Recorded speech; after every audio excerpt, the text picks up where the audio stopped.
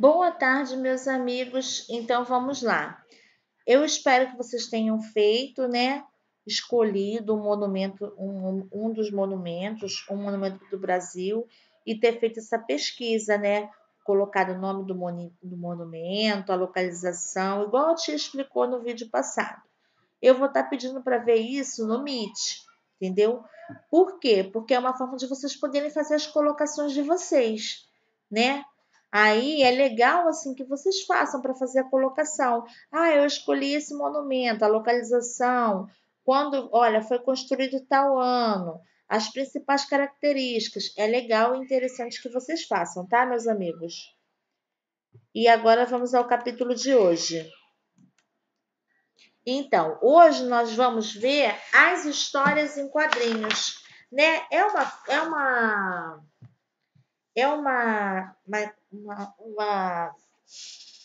Uns balãozinhos que vocês estão acostumados a ver, né? O nome deles é chamado onomatopeia, né?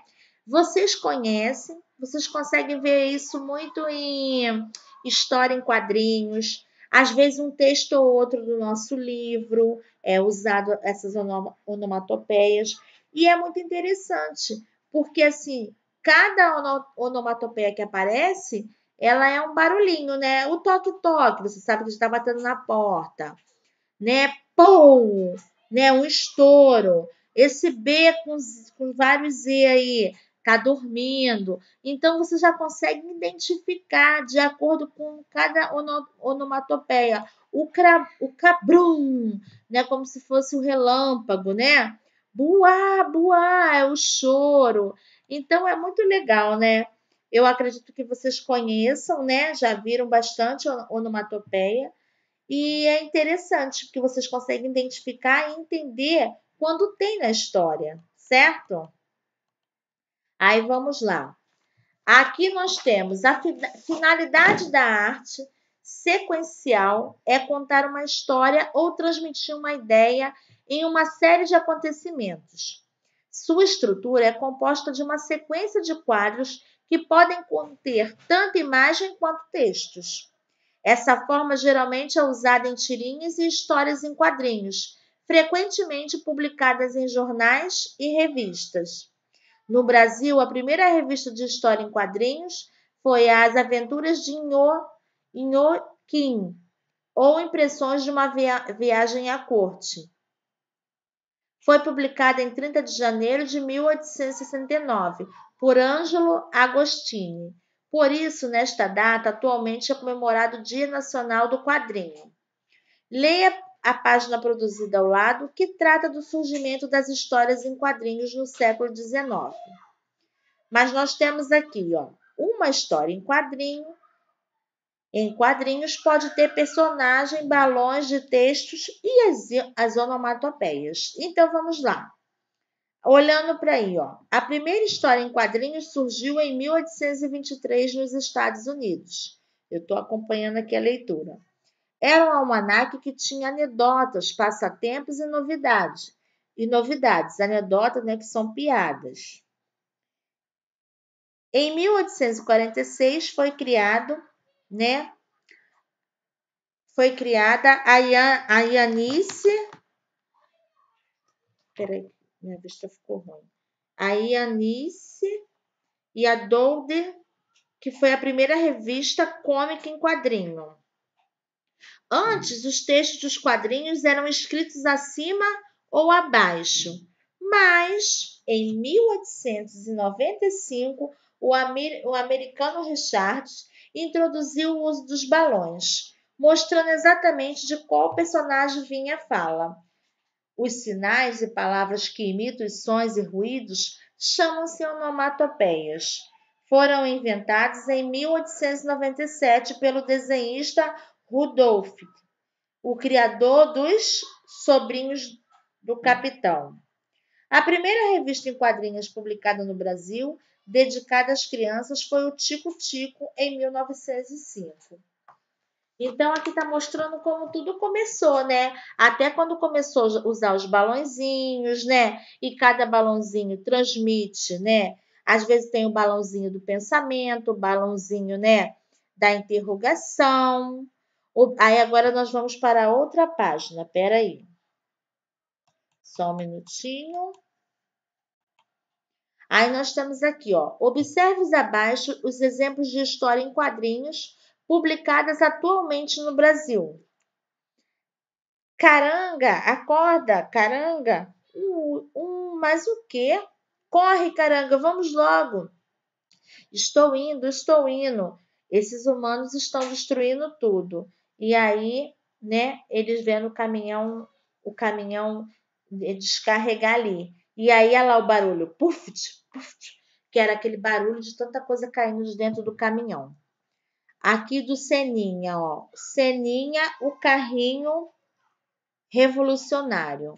Olá, olá, olá, tá lá. Olá, Seninha, que carrinho é este? Invenção do Nesso. Não polui, é econômico e não faz barulho. Não? Já sei. Usa energia solar? Eletricidade? Não. Hidrogênio? Não. Gás? Se liga, não tem nem motor? Pô, Seninha, o que movimenta esse carrinho revolucionário? Ele ora, um empurrão e uma boa ladeira. Bonitinho, né? Aí vocês estão começando a ver lá os balãozinhos que foram usados, as interrogações, tá vendo? O barulhinho do carrinho caindo, correndo, certo?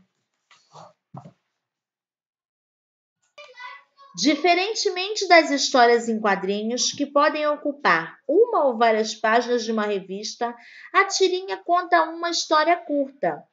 A narrativa de uma tirinha geralmente tem começo, meio e fim. Observe abaixo os exemplos de tirinha. Então, essa tirinha é uma sequência, né? Ó, um cometa, zupt, lixo espacial, era só o que faltava, né? Então, se assustaram pensando que era um cometa, mas na verdade o quê? Era um lixo que estavam jogando. E ele pensou isso, certo? Aí nós temos aqui outro, ó, família Falcote. Precisamos contar para o nosso filho que não existe bicho-papão. Assim ele perde o medo de ir ao banheiro à noite. Aí o pai falou, é verdade. Aí o menininho entra no quarto. Mamãe, ajuda lá o bicho-papão. Ele quer ir ao banheiro, mas não alcança o interruptor. Então, assim, são historinhas assim até mesmo engraçadas, né? E é uma sequência pequenininha, né? É só uma tirinha, uma historinha curta, né? Só que ela tem começo, meio e fim, certo? Vamos lá.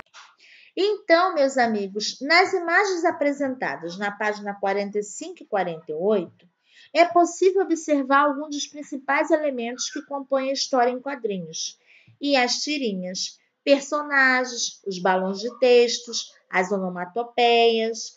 E aí aqui a gente vai ver personagens. São personagens de quadrinhos que podem ser pessoas ou animais. Veja ao lado exemplos de personagens do Seninha e sua turma. Tem o Seninha, tem a Gabi, tem o JJ, tem o Becão, certo? Agora tem os balões de texto também que fazem parte dessas historinhas em quadrinhos de tirinha. Ó, os balões de texto são recursos gráficos utilizados em história em quadrinhos e tirinhas. Entre os diversos tipos de balão, os mais comuns são os de fala, os de pensamento, o de sussurro e o de grito. Aqui, ó. Vamos juntos é o de fala. Estou com dúvida é o balão de pensamento. Podemos conversar? É o balão de sussurro. Podemos conversar? E aqui o balão de grito. Venha cá! É o balão de grito, ó. Ele é todo assim espetadinho. Então são vários tipos de balões. E aqui tem as onomatopeias também que apresenta nessas histórias em quadrinhos, ó. Chama-se onomatopeia a representação do som por meio da escrita. Ela está muito presente nas histórias em quadrinhos e observe ao lado alguns exemplos. Vrum é o carro, né? Arg, splá, acho que é como se fosse caindo na água. Bum, um estouro. E assim vai, né? Então a gente tá é o que aparece mais nas historinhas que a gente costuma ler, certo, meus amigos? Agora vamos ao outro. Vamos à outra folha. As histórias em quadrinhos de Maurício de Souza, né? Aí aqui tá falando um pouquinho, ó. Nascido em 1935, na cidade de Santa Isabel, em São Paulo, Maurício desenhava desde criança. Aos 19 anos, ele já trabalhava no jornal Folha da Manhã, escrevendo reportagens e criando ilustrações. A partir do final da década de 1950, Maurício de Souza começou a criar personagens que apareciam nas tirinhas do caderno infantil do jornal e, posteriormente, em seus livros de história em quadrinhos.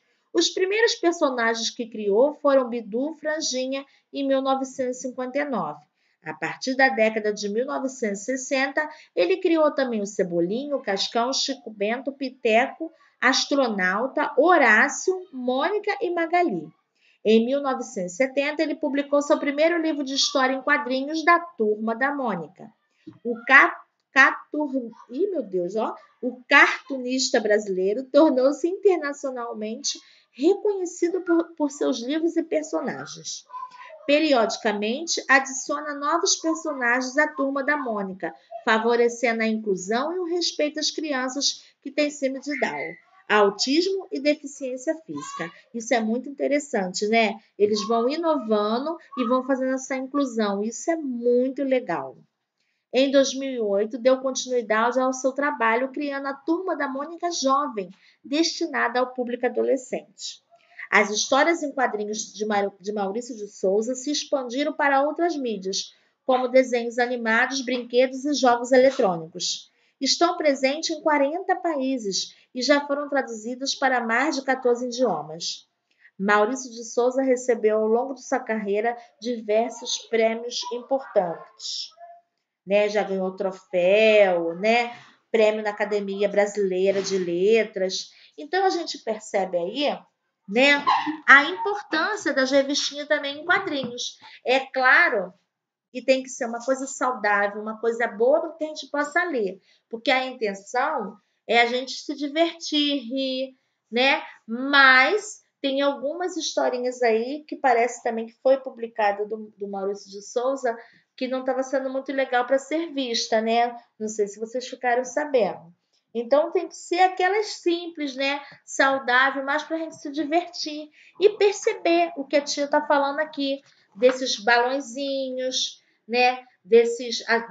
Das onomatopeias que existe, porque isso é uma coisa que vai ser para a vida toda. Vocês vão estar encontrando em livro de ginásio, né? Lá para o sexto, sétimo, oitavo ano, nono ano, tem as tirinhas com texto. Nas provinhas de Pedro II, essas tirinhas também, e tem essas onomatopeias também. Então é uma coisa que daqui para frente vocês vão sempre estar vendo.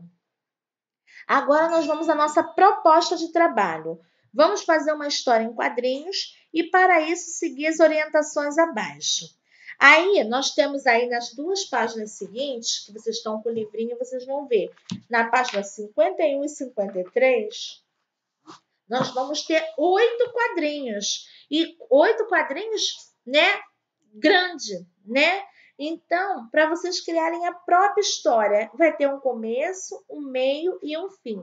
Vocês vão criar personagens para a sua história.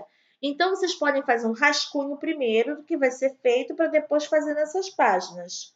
Vocês vão recortar as páginas e vão desenvolver essa sequência desse texto que vocês vão estar criando, né? Vocês não vão esquecer que vocês vão ter que fazer uma historinha com os balõezinhos, colocando as falas nos balõezinhos, né? Ou o grito, igual a tia mostrou, o balão de pensamento, né?